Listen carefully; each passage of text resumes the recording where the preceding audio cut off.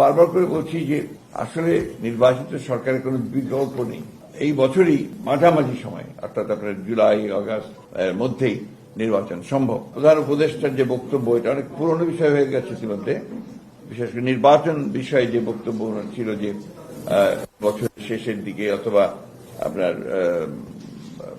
পরবর্তী বছর অর্থাৎ 26-এর মাঝামাঝি সময়ে এই বিষয় নিয়ে আলোচনা হয়েছে, অনেক দীর্ঘক্ষণ আলোচনা হয়েছে।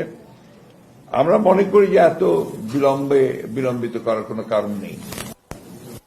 মনে করি এখন যেহেতু আপনার নির্বাচন কমিশন গঠন হয়ে গেছে এবং আপনার মোটামুটি একটা স্টেবিলিটি এসছে আপনার গভর্নেন্সের মধ্যে, গভর্নমেন্টের মধ্যে, সেই ক্ষেত্রে এই নির্বাচন অনুষ্ঠানের জন্য মনে হয় যে আপনার বোধহয় এই মাসেই বোধহয় আপনার নির্বাচন সংস্কার সংক্রান্ত যে কমিটি সেটার মধ্যে রিপোর্ট এসে যাবে, কালকে দেবে। সুতরাং আমার মনে হয় না যে এটা আমরা আরো বিলম্বিত করার প্রয়োজন আছে। বারবার করে বলছি যে আসলে নির্বাচিত সরকারের কোনো বিকল্প নেই। এটা গণতন্ত্রে এটাই হচ্ছে সবচেয়ে ইম্পর্টেন্ট বিষয়। তো সেই ক্ষেত্রে আমরা মনে করি যে এই বছরই মাঝামাঝি সময় অর্থাৎ আপনার জুলাই আগস্ট মধ্যেই নির্বাচন সম্ভব।